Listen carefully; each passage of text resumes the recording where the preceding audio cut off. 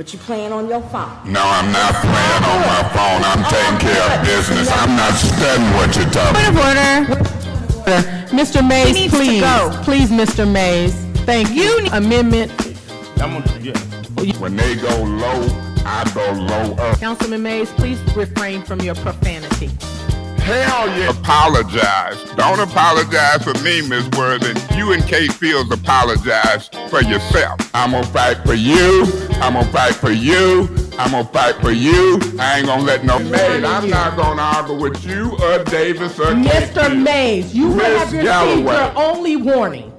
Eric Bradford Mays was born on September 16, 1958 in Flint, Michigan. As early as 1981, when he was just 23 years of age, he started his involvement in his civil ambitions by attending Flint City Council meetings as a representative for their local chapter of the NAACP. He was a born and bred, lifelong Flint resident. Many of his fellow Flint natives would go on to describe him as a community-raised political figure that was popular amongst his fellow citizens for his achievements and controversies alike.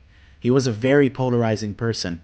To some, he was appealing due to his clear passion for his people in his city, while to others, he was a brash, loud, and rude figure who did not respect the decorum of governmental and legal processes, leading to chaos and multiple problems throughout his entire career. One user on Reddit went on to describe him like this: "He was a disaster, but he was a disaster who actually gave a shit about his community. He was the only city council member who was active during the Flint water crisis. So while he was a disaster and probably shouldn't have been on the city council, he had a lot of love and passion and would have been incredible in the activist community. He completely earned my respect, but with an asterisk, if that makes sense." Other users on Reddit went on to say that Eric Mays is popular because despite his numerous shortcomings, he certainly had great love for the city and worked to know as many of his ward constituents as possible. Another Redditor said he loved the city and its people, then constantly fucked them over by being a drunken moron who couldn't effectively represent or advocate for them. This specific user had an interesting insight on him.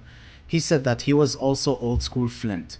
You're gonna hear his opinion, whether or not you like it, and you're gonna shut the fuck up while you hear it. He didn't play any games, he was a hard ass, and he called out bullshit every single time. It seems like too many in Flint didn't know what old school Flint was, nor were they raised by them, even if they were born and raised here.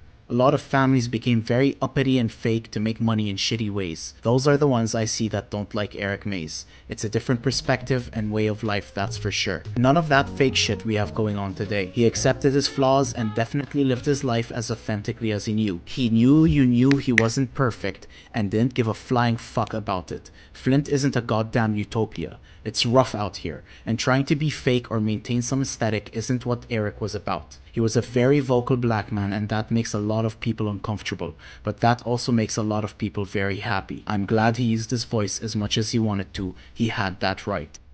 Clearly, he was a complicated man. On one end, being a loud and proud member of his community that seemed to genuinely care about his city and people, while at the same time being a sort of loose cannon that did more harm than good in the opinion of some. But if there is one thing that everyone can agree on, whether you like him or not, is that he always made sure that he was heard. I can see how that in a way he gained the affection and appreciation of many who otherwise would have felt like their voices were not heard in the slightest. It was the embodiment of the frustration and anger that many had due to feelings of being ignored and uncared for. After all, he was an official that was elected by his people for the first time in 2013, time and time again, because he was an advocate for others, especially when times were rough, earning him a place in many people's hearts. There's a water crisis in Flint, Michigan. Flint residents stormed the state capitol this week, calling for the resignation of the governor after learning their drinking water was contaminated with lead.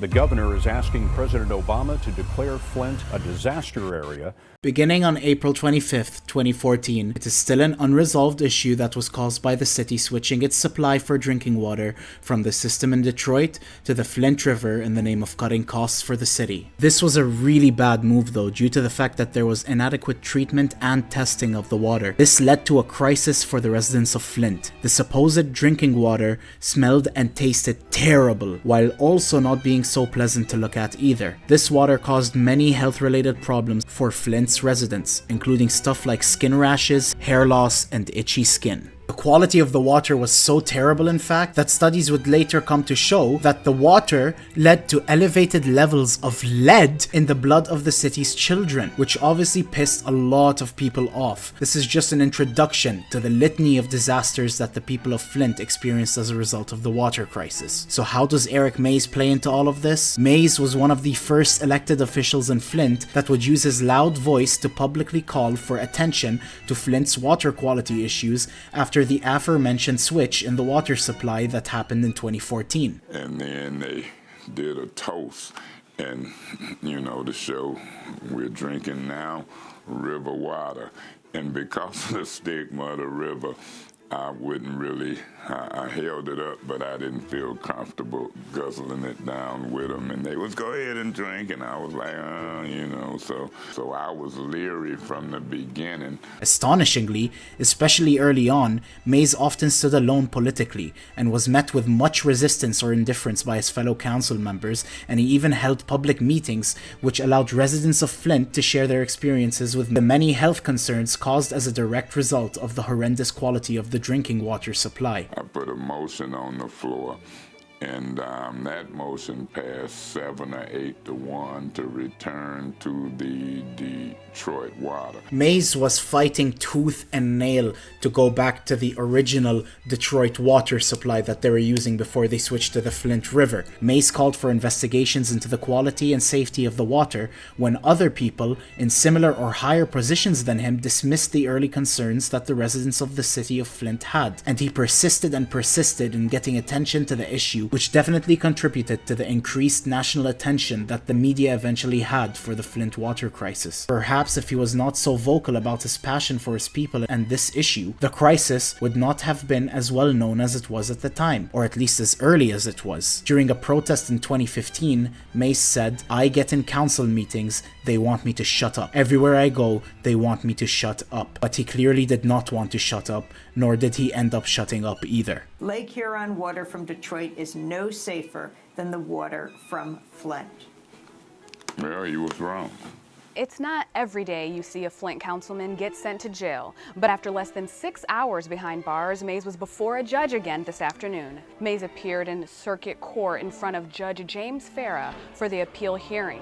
Mays was notorious for his countless confrontations during council meetings, which he was removed from many times for violating decorum, which basically means that he went full-on sicko mode during what otherwise would have been very formal settings with peers who followed a certain code of etiquette in their speech and behavior. In 2020, for example, he compared the council president, Monica Galloway, to the Austrian painter, and even gave her an Elon-style Roman gesture which led to him being removed from his position as vice president and chair of the finance committee. He was convicted of disorderly conduct in 2015 when he was removed from a council meeting by the cops, convicted of disturbing the peace in 2012 when he refused to stop speaking at a public hearing. He was suspended from several council meetings in 2023 due to his never-ending disruptions and breaking of the rules. The funniest one I could find was him pleading no contest to charges of willful neglect of duty because he pawned a city-issued laptop in 2017. And he was caught doing so. Many people claim that he did this in order to fund his alcoholism, which he has been constantly accused of throughout his entire career, not without evidence as well. He was drunk during last night's council meeting. Mays was removed from that virtual meeting for being ruled out of order after calling Council President Kate Fields a dictator. Mays, who called into the meeting from Ingham County, tells Mid-Michigan Now he had a cocktail during that meeting, but he wasn't intoxicated. I told them they could send the state police to breathalyze anybody to me, and they didn't. But our rules don't allow for personal attacks. And so that was a different treatment and discrimination against me. Well, were you at all drinking? Yes, I had a cocktail.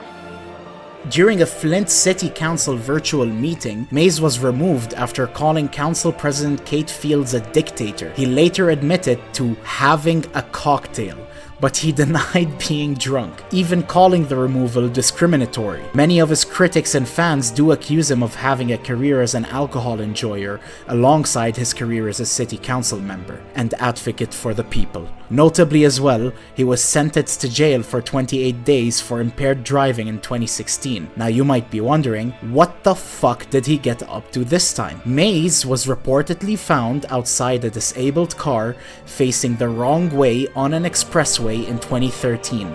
He apparently crashed his car before driving it almost 3 miles, ending up facing the wrong way on the freeway. I seen you walk in, you had your laptop computer. Right. You ahead of me. I don't have a laptop, but On top of his advocacy for the people of Flint during the water crisis, he also achieved a lot of good in his career as a pillar of his community. Mays is remembered by many as a deeply generous figure, helping constituents with transportation, housing problems, legal advice, and even emotional support. I would also like to add that he was a very, very entertaining person, blessing our ears with his beautiful, permanently bass-boosted voice. Mays provided financial aid to residents, like buying a starter car for a woman who was unable to afford one, while he also has been touted to be fighting for the people, not the paycheck, which is a very commendable trait for someone to have, especially an elected official meant to represent the spirit and will of the ones who elected him. Mays was always engaging directly with constituents, hosting meetings as well as making himself accessible in person to anyone. He served as a father figure and mentor to the younger members of the community as well, and despite his well-known outbursts and situations, many would go on to describe him as smart and community first. People are both shocked and saddened by the passing of Eric Mays. But when you talk to people, Councilman Mays made sure those who lived there were not forgotten. we lost a fighter for the North End. He spoke the truth about what's going on down here at the City Hall, and he spoke his mind. He believed in the city of Flint, and we loved him very much. You know, if he believed in something, he was going to fight until the bitter end for those things that he believed in. On February 24th of 2024, Eric Mays tragically and suddenly passed away in his home of natural causes at the age of 65. The flag at Flint City Hall was lowered to half staff in his honor, with many residents of Flint describing his death as shocking and tremendous. It's very clear that Eric Mays was a very polarizing figure in politics in this city. On the surface, he might seem like a loud, uncaring, brash, and even standoffish person, but the deeper I looked, the more I came to see that this personality comes from a place of great relentless passion. After all, Mays was the voice for a people that did not necessarily have one. Who knows what the Flint water crisis would have been without his early advocacy and concern for the matter. I think that I myself can at least attest to the fact that I, just like Mays, am a complicated person that can be looked at from many different angles. I think that in reality, a person is more complex than we may give them credit for. I have fucked up a lot in my life, but I have also done many things that I am proud of as well. Both of these things come from the same fire that burns inside of me. Sometimes I use it in the wrong way, and sometimes I use it in the right way. All we can do, in reality, is regret and correct our mistakes, while also recognizing and trying to replicate our achievements. Mr. Mays was a reflection of the strong emotions that many people in Flint felt about various situations, both positive and negative. I think that many of us have a little Eric Mays in us, a part of us that is sick of two-faced people who feign concern and care for us, but do nothing about it and don't actually help in any way. Say what you want about him, but there is one thing that you cannot deny about him. For better or for worse, he was unapologetically himself. He was passionate and could not be silenced. When it comes to that aspect of him, I think many of us can strive to be unapologetically ourselves in the same way that he did. See, I want to make it to heaven. I try my best to tell the truth. People don't like my style, how I talk, my delivery, but you ain't catching me in half-truths and lies. Hey guys, it's Danny. That's all for today on this video. I hope you guys enjoyed the video and found the topic as interesting as I did. I appreciate the support that you give my work, whether it be by liking, commenting, or sharing the video, and even subscribing if you want to see more content like this in the future.